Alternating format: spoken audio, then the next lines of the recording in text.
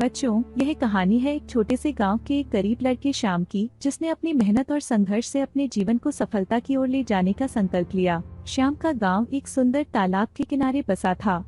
उसके माता पिता की आर्थिक स्थिति बहुत ही कमजोर थी, लेकिन वे अपने छोटे बेटे की शिक्षा में कोई कमी नहीं करते थे। श्याम की माता उसे हमेशा यह सिखाती रही कि मेहनत करने वाले कभी हार नहीं मानते, चाहे वो जीवन कितना भी मुश्किल क्यों न हो। श्याम ने अपनी माता के उपदेश को अपनी जिंदगी का मूल मंत्र लिया। वह रोज सुबह सूरज निकलते ही तालाब के किनारे जाकर पेड़ों की पाखड़ियों को इकट्ठा करता और बेचता। यह काम उसका बड़ा संघर्षपूर्ण था, क्योंकि पेड़ों की पाखड़ियों को उखाड़ना और संग्रहण करना काफी कठिन होता था। लेकिन श्याम की मेहनत और आत्मसमर्पण की बदौलत वह हमेशा सफल होता रहा। एक दिन तालाब के पास एक पुराना दोस्त रमेश आया। उसने श्याम से पूछा, तू इतनी मेहनत क्यों करता है? क्या तुझे कभी थकान नहीं महसूस होती? श्याम ने मुस्कुराते हुए उत्तर दिया, जी, मैं जानता हूँ कि मेहनत करने से थकान तो होती है, लेकिन मेरे माता पिता ने मुझे सिखाया है कि मेहनती लोग कभी हार नहीं मानते। मैं ये जानता हूँ कि मेरी मेहनत का फल मुझे जरूर मिलेगा। रमेश चिंतित हो गया और उसने श्याम से कहा, तूने सही कहा, मैं तुझसे सीखना चाहता हूँ। क्या तू मुझे अपनी मेहनत में शामिल करेगा?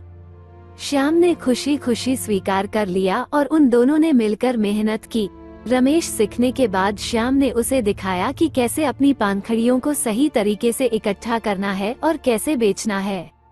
वक्त बीतते बीतते रमेश ने श्याम से कहा, मेरे दोस्त, तूने मुझे न सिर्फ मेहनत करना सिखाया, बल्कि तुझने मुझे ये भी सिखाया कि आत्मविश्वास और सही दिशा में कदम बढ़ाने से किसी भी मुश्किल को पार किया जा सकता है। मैं तुम्हारा आभारी हूँ। गांव वाले ने श्याम की मेहनत और रमेश की मेहनत की कड़ी प्रशंसा की और उन्होंने साथ मिलकर एक स्कूल बनाने का निर्णय लिया।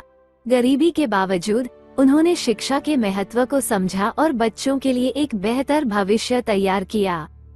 इस कहानी से हमें ये सीखने को मिलता है कि मेहनत, संघर्ष और सही दिशा में कदम बढ़ाने से कोई भी मुश्किल को पार किया जा सकता है।